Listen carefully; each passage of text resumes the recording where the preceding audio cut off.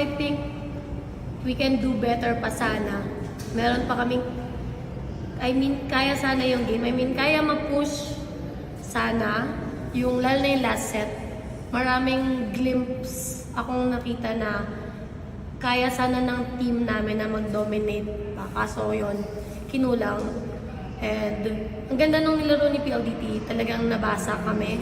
Lalo na yung blocking sila, sobrang ganda talaga. So ayun. Bella, rookie ka, pero ikaw yung scouted sa karamihan ng teams. Ano na lang thoughts mo? Siguro challenge din siya for me na kahit rookie ako, kailangan itaas ko pa yung level ng paglalaro ko. Kasi hindi basta-basta yung PBL talaga. Lahat ng teams nagsa-scout, maraming data. So ako, nasa sa akin kung paano ko i-challenge siguro yung sarili ko, kung paano ko mag-a-adjust in-game. Bella, paano mo lang siguro tinake yung, siyempre may mga changes yung nakaraan after last week. Paano mo lang tinake yung challenge na What do you mean changes po? Yung hindi official yung last week.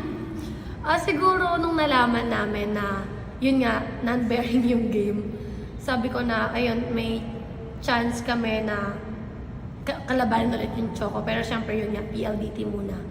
So, ayun, parang chinek namin kung ano yung mga lapses namin last game na dapat na-adjust na namin this game. Kasi mabilis lang po yung, yung game, sunod-sunod talaga. So, kailangan mabilis din kaming mag-adjust and kailangan namin matuto agad sa mga games namin.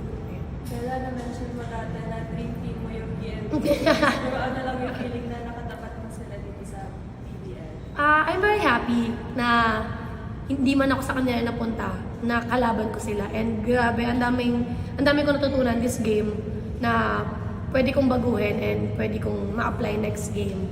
So ayun, I'm very happy talaga na nakatapat ko sila. Ayun nga, medyo close kasi nalala yung mga coaches, ganyan. So ayun, happy lang po, happy lang. Pero markado ko nga kanina. Oo nga eh, opo eh. Kumbaga, yung ba medyo welcome to the PBL moment ko na yung mga usual mo rin palo, nababasa lang talaga nila ng team. Ako naman po, expected ko talaga yon na lalo na matatangkad sila and ano talaga sila blocking team kahit din sa mga nakaraang conference. Kumbaga, asa sa akin din kung paano ako mag-adjust. And kanina sa game, parang medyo late na ako nag-adjust dun sa attacking style ko. And ayun, siguro yun din yung babaguhin ko next game, na kailangan umpisa pa lang ng game, marunong na akong magbasa ng kalaban. Like, kailangan alam ko na kung kailan ko papaluin sa ganito, papaluin sa ganyan. Kasi ngayon, yung teams, mabilis talaga mag-adjust. Like, as in, sobrang bilis talaga. Hindi ko ma-explain kung paano bilis. Pero katulad kanina, like sila Ate Kiana, sila Ate Del, ang ganda nung blocking nila.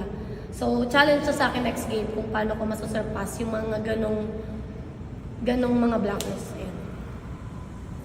Okay. Thank you po.